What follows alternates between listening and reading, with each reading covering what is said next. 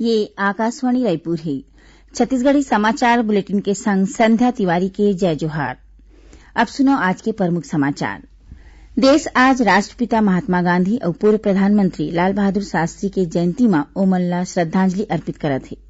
मुख्यमंत्री भूपेश बघेल नवा रायपुर में राष्ट्रपिता महात्मा गांधी के मूर्ति के अनावरण करीन। छत्तीसगढ़ ला सबले ज्यादा ओडीएफ प्लस गांव बर दूसरा पुरस्कार मिले है। केंद्रीय जल शक्ति मंत्री हा ऑनलाइन समारोह में ये इनाम दीन। और छत्तीसगढ़ में आज ले कोरोना सघन सामुदायिक सर्वे अभियान चालू हो गए है।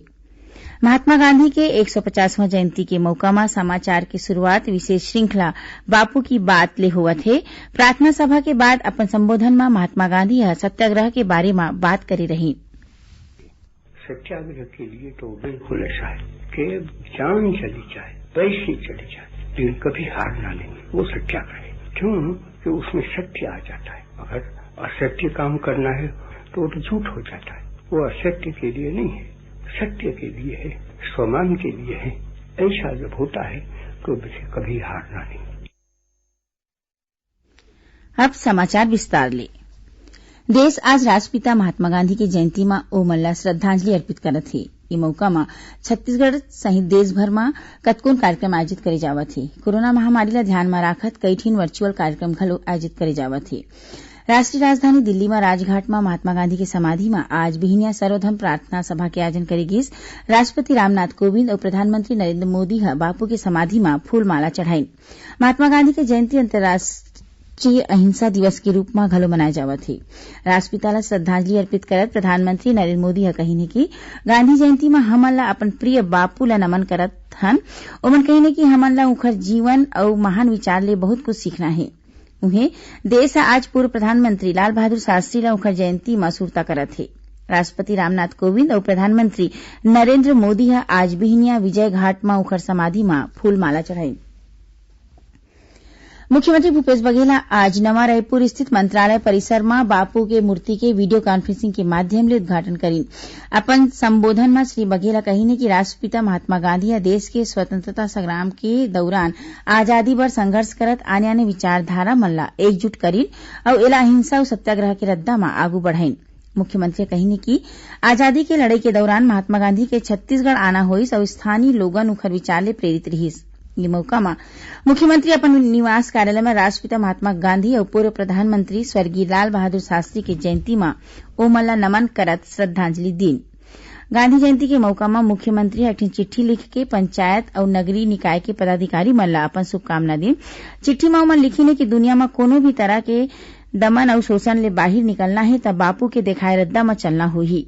मुख्यमंत्री पंचायत और नगरीय निकाय के पदाधिकारी मन ले गांधी जी के सपना ला नवा छत्तीसगढ़ गढ़े में मदद करे के अपील करीन। उन्हें राजनांदगांव शहर के हल्दी वार्ड में महिला स्व सहायता समूह डहर ले राखे गे स्वच्छता अभियान में शामिल होकर महापौर हेमा देशमुख खुदे झाड़ू लगा के स्वच्छता के संदेश दी। केंद्रीय जल शक्ति मंत्रालय के गंदगी मुक्त भारत अभियान के तहत छत्तीसगढ़ सर्वाधिक ओडीए प्लस गांव बर दूसरा पुरस्कार मिले है। केंद्रीय जल शक्ति मंत्री गजेंद्र सिंह शेखावत गांधी जयंती के मौका में राखे गए स्वच्छ भारत दिवस में ऑनलाइन समारोह के माध्यम ले छत्तीसगढ़ ला ये इनाम देगिस। ये कार्यक्रम में श्री शेखावत राज्य, जिला, ब्लॉक और ग्राम पंचायत मन ला बछर 2020 के स्वच्छ भारत पुरस्कार दीन। छत्तीसगढ़ ला देगे सबले ज्यादा ओडीए प्लस गांव के पुरस्कार पंचायत और ग्रामीण विकास मंत्री टीएस सिंहदेव के अलावा विभाग के आने अधिकारी मन ला ग्रहण करीन। श्री सिंहदेव ये उपलब्धि पर स्वच्छ भारत मिशन ग्रामीण के राज्य, जिला, विकासखंड और ग्राम पंचायत के पूरा टीम ला बधाई दीन है। खबर के मुताबिक स्वच्छ भारत मिशन ग्रामीण अभियान के दूसर चरण में ये बछर प्रदेश के 62 गांव मन ला ओडीए प्लस घोषित करेगे है। प्रधानमंत्री नरेंद्र मोदी जम्मू गांव के सरपंच और ग्राम प्रधान मन ले अपील करे है कि जल जीवन मिशन ला गांव मन में बने ढंग ले लागू करे की कोशिश जारी रखे, जेखर ले जम्मू लोगन मन के संग विशेषकर गरीब परिवार मन के घर में नल ले पिए के पानी देवाए जा सके। जल शक्ति मंत्रालय कहिने कि ये अभियान के तहत शुद्ध पिए के पानी के आपूर्ति करे जाही, जेखर ले पानी ले फैलैया बीमारी के रोकथाम में घलो मदद मिलही। छत्तीसगढ़ी समाचार बुलेटिन आप मन आकाशवाणी रायपुर ले सुनत हव। छत्तीसगढ़ के खबर ले है आपके वास्ता और खबर के विश्वसनीयता ले है हमार वास्ता। आकाशवाणी समाचार रायपुर के प्रादेशिक समाचार बुलेटिन के संगे संग हमार समसामयिक कार्यक्रम आप रेडियो के संग अपन मोबाइल में घलो सुन सकत हो।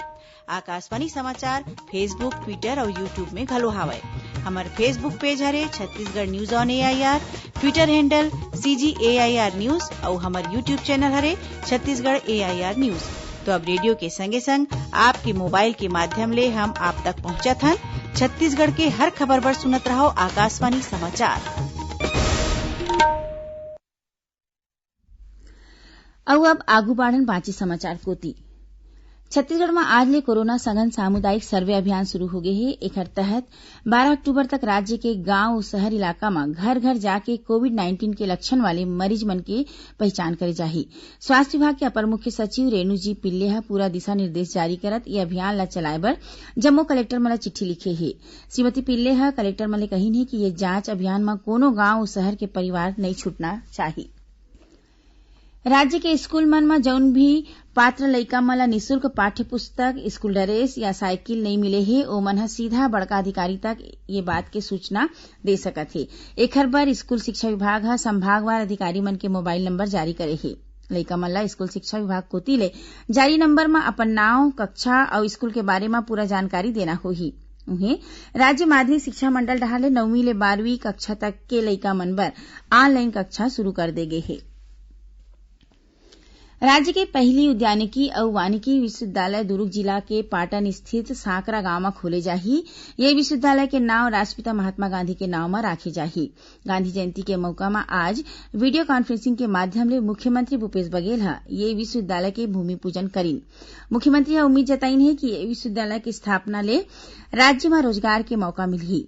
ये मौका मुख्यमंत्री ह दुर्ग जिला बर करीबन 250 करोड़ रुपया के लागत के आने विकास और निर्माण काम के भूमि पूजन और लोकार्पण करी। केंद्र ने पारित कृषि संशोधन विधेयक मन के विरोध में आज राजधानी रायपुर समेत प्रदेश के जम्मू जिला मुख्यालय मन में कांग्रेस पार्टी के पदाधिकारी मन धरना प्रदर्शन करीन। रायपुर के OCM चौक और आजाद चौक के तीर पार्टी कार्यकर्ता मन ये विधेयक मन के खिलाफ प्रदर्शन करीन। कांग्रेस डाले कृषि कानून विधेयक के विरोध में आज ले हस्ताक्षर अभियान शुरू करेगे है। राज्य में 8 जिला के अनुसूचित जनजाति वर्ग के रहवासी मन के खिलाफ दर्ज प्रकरण के आज समीक्षा करेगी।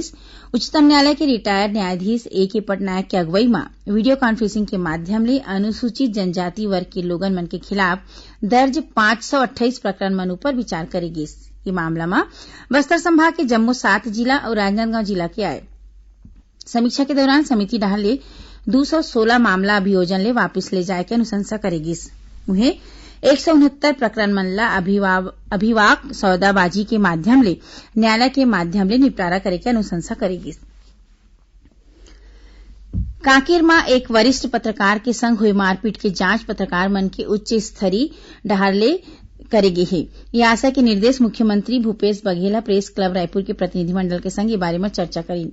बातचीत के दौरान मुख्यमंत्री प्रेस क्लब के प्रतिनिधिमंडल ला बताइन है कि पत्रकार सुरक्षा कानून के प्रारूप में सुझाव मंगाए गए है और जल्दी एला लागू करे दे जाही। अब सुनन बापू के प्रिय भजन।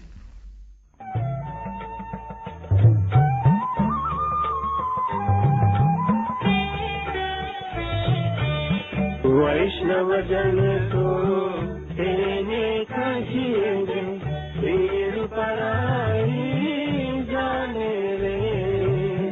वैष्णव जन तो तेने कहिए पीर पराई जाने रे। पर दुखे उपकार करे कोई मन। आखिर में प्रमुख समाचार एक गांव फेर। देश आज राष्ट्रपिता महात्मा गांधी और पूर्व प्रधानमंत्री लाल बहादुर शास्त्री के जयंती में ओमन ला श्रद्धांजलि अर्पित करत है। मुख्यमंत्री भूपेश बघेल नवा रायपुर में राष्ट्रपिता महात्मा गांधी की मूर्ति के अनावरण करीन। छत्तीसगढ़ ला सबले ज्यादा ODF प्लस गांव बर दूसरा पुरस्कार मिले है। केंद्रीय जल शक्ति मंत्री ह ऑनलाइन समारोह में ये इनाम दीन और छत्तीसगढ़ में आज ले कोरोना सघन सामुदायिक सर्वे अभियान चालू हो गए है। एक संग छत्तीसगढ़ी समाचार बुलेटिन सिरावत है। जय जोहार।